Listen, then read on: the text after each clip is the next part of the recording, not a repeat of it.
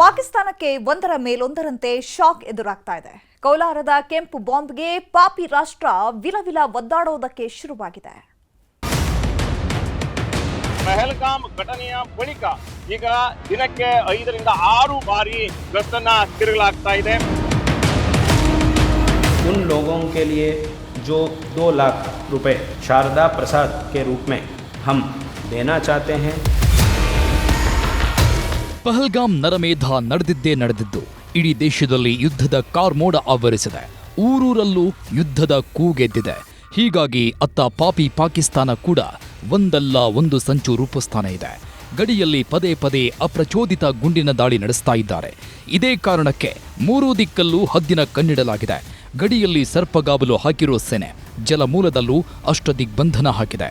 ಸಮುದ್ರ ಮಾರ್ಗದಲ್ಲಿ ಉಗ್ರರು ಒಳನುಸುಳಬಹುದು ಅಂತ ಕರ್ನಾಟಕದಲ್ಲೂ ಭಾರೀ ಕಟ್ಟೆಚ್ಚರ ವಹಿಸಿದ್ದಾರೆ.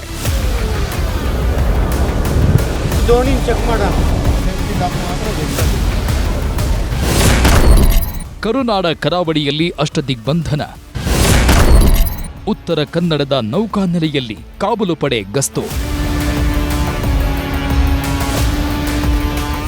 ಪಹಲ್ಗಾಮ್ ದಾಳಿಯಿಂದಾಗಿ ಕರುನಾಡಲ್ಲೂ ಆತಂಕ ಶುರುವಾಗಿದೆ. ಪಾಕ್ ಉಗ್ರರು ಎಲ್ಲಿಂದ ಬರ್ತಾರೆ, ಯಾವ ಮೂಲದಿಂದ ನುಸುಳಿ ಬರ್ತಾರೆ ಹೇಳುವುದಕ್ಕಾಗಲ್ಲ. ಹೀಗಾಗಿಯೇ ಸಮುದ್ರ ಮಾರ್ಗದಲ್ಲೂ ಸೆಕ್ಯೂರಿಟಿ ಟೈಟ್ ಮಾಡಲಾಗಿದೆ. ಉತ್ತರ ಕನ್ನಡದ ಭಾರತೀಯ ನೌಕಾ ನೆಲೆಯಲ್ಲಿ ನಿರಂತರ ಗಸ್ತು ತಿರುಗ್ತಿರೋ ಕಾವಲು ಪಡೆ ಅಧಿಕಾರಿಗಳು ಭಾರೀ ಬಿಗಿ ಭದ್ರತೆ ಮಾಡಿದ್ದಾರೆ. ಅಷ್ಟೇ ಅಲ್ಲ, ಪ್ರತಿಯೊಂದು ಮೀನುಗಾರಿಕಾ ಬೋಟ್ಗಳ ತಪಾಸಣೆ ಮಾಡುತ್ತಿದ್ದಾರೆ. ನಾವೀಗ ಉತ್ತರ ಕನ್ನಡ ಜಿಲ್ಲೆಯ ಕಾರವಾರದ ಅರಬ್ಬಿ ಸಮುದ್ರದ ವ್ಯಾಪ್ತಿಯಲ್ಲಿದ್ದೇವೆ. ಅದ್ರ ಜೊತೆಗೆ ನಾವು ಕರಾವಳಿ ಕಾವಲು ಪಡೆಯ ಬೋಟ್ ಮೇಲೆ ನಿಂತು ಖುದ್ದಾಗಿ ನಾವು ಇಲ್ಲಿ ವರದಿಯನ್ನ ಮಾಡ್ತಾ ಇದ್ದೇವೆ. ಇಲ್ಲಿನ ಭದ್ರತೆ ಯಾವ ರೀತಿ ಇದೆ ಎನ್ನುವಂತಹ ಬಗ್ಗೆ. ಇವತ್ತು ಕದಂಬ ನೌಕಾನೆಲೆ ಸೈನಿಕರಿಂದ ಸಮರಾಭ್ಯಾಸ ಕೂಡ ನಡೀತಾ ಇದೆ. ಈ ಹಿನ್ನೆಲೆಯಲ್ಲಿ ಅರಬ್ಬಿ ಸಮುದ್ರದ ಕೆಲವೊಂದು ವ್ಯಾಪ್ತಿಯಲ್ಲಿ ಮೀನುಗಾರಿಕೆ ಮಾಡಲು ಸಹಿತ ನಿಷೇಧವಿದೆ. ಈ ಹಿನ್ನೆಲೆಯಲ್ಲಿ ಕರಾವಳಿ ಕಾವಲು ಪಡೆ ಸಿಬ್ಬಂದಿಯವರು ಸಮುದ್ರದಲ್ಲಿ ಗಸ್ತನ್ನ ತಿರುಗ್ತಾ ಇರುವಂತದ್ದು. ಈ ಹಿಂದೆ ದಿನಕ್ಕೆ 2 ಬಾರಿ ಸಮುದ್ರದಲ್ಲಿ ಗಸ್ತನ್ನ ತಿರುಗಲಾಗ್ತಿತ್ತು. ಆದ್ರೆ ಪಹಲ್ಗಾಮ್ ಘಟನೆಯ ಬಳಿಕ ಈಗ ದಿನಕ್ಕೆ 5 ರಿಂದ 6 ಬಾರಿ ಗಸ್ತನ್ನ ತಿರುಗಲಾಗ್ತಾ ಇದೆ. ಪಾಪಿ ಪಾಕಿಸ್ತಾನಕ್ಕೆ ಟೊಮ್ಯಾಟೊ ಬಾಂಬ್. ಕೋಲಾರದ ಕೆಂಪು ಬ್ರಹ್ಮಾಸ್ತ್ರಕ್ಕೆ ಪಾಕಿಗಳು ವಿಲವಿಲ. ಪಾಕಿಸ್ತಾನಕ್ಕೆ ಯಾವೆಲ್ಲ ರೀತಿ ಹೊಡೆತ ಕೊಡಬಹುದು ಅದನ್ನೆಲ್ಲ ಮಾಡಲಾಗ್ತಿದೆ. ಕೋಲಾರದಲ್ಲಿ ಟೊಮ್ಯಾಟೊ ಬೆಳೆ ಬೆಳೆಯೋ ರೈತರು ಕೂಡ ಪಾಕಿಸ್ತಾನಕ್ಕೆ ಸರ್ಜಿಕಲ್ ಸ್ಟ್ರೈಕ್ ಮಾಡ್ತಿದ್ದಾರೆ. ಕೋಲಾರದಿಂದ ಪಾಕಿಸ್ತಾನಕ್ಕೆ ಸರಬರಾಜು ಆಗ್ತಿದ್ದ ಟೊಮ್ಯಾಟೊಗೆ ನಿರ್ಬಂಧ ಹೇರೋದಕ್ಕೆ ನಿರ್ಧಾರ ಮಾಡಿದ್ದಾರೆ.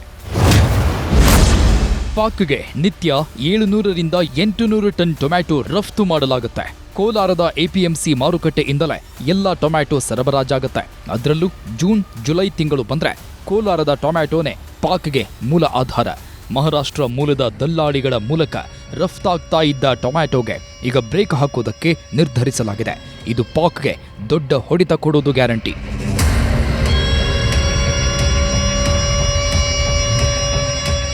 ಇನ್ನು ಉಗ್ರರ ದಾಳಿಯನ್ನ ಖಂಡಿಸಿದ ಶೃಂಗೇರಿ ಶಾರದಾ ಮಠದ ಕಿರಿಯ ಜಗದ್ಗುರುಗಳು ಸಂತ್ರಸ್ತರ ನೆರವಿಗೆ ನಿಂತಿದ್ದಾರೆ. ಉಗ್ರರ ದಾಳಿಯಲ್ಲಿ ಮೃತಪಟ್ಟ 26 ಕುಟುಂಬಗಳಿಗೂ ತಲಾ 2 ಲಕ್ಷ ರೂಪಾಯಿ ಪರಿಹಾರ ನೀಡುವುದಾಗಿ ಘೋಷಣೆ ಮಾಡಿದ್ದಾರೆ. इस श्रृंगेरी शारदा पीठ के द्वारा उन लोगों के लिए जो 2 लाख रुपए सहायता के रूप में शारदा प्रसाद के रूप में हम देना चाहते हैं.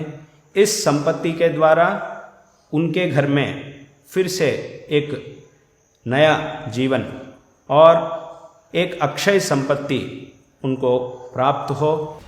ಪಾಕ್ ವಿರುದ್ಧ ಭಾರತ ಯುದ್ಧ ಘೋಷಿಸಿದ್ರೆ ಮಹಾಸಮರದಲ್ಲಿ ಭಾರತವೇ ದಿಗ್ವಿಜಯ ಸಾಧಿಸಲಿ, ಶತ್ರು ರಾಷ್ಟ್ರ ಸಂಹಾರ ಆಗಲಿ ಅಂತ ಬೆಳಗಾವಿ ಜಿಲ್ಲೆಯ ರಾಮದುರ್ಗ ತಾಲೂಕಿನ ಗೊಡಚಿ ಗ್ರಾಮದಲ್ಲಿ ವಿಶೇಷ ಹೋಮ ಹವನ ನಡೆಸಿದ್ದಾರೆ. ಒಟ್ನಲ್ಲಿ ಇಡೀ ದೇಶದಲ್ಲಿ ಯುದ್ಧೋನ್ಮಾದ ಹೆಚ್ಚಾಗಿದ್ದು ಕ್ಷಣ ಕ್ಷಣಕ್ಕೂ ಆತಂಕ ಹೆಚ್ಚಾಗ್ತಿರೋದು ಸುಳ್ಳಲ್ಲ.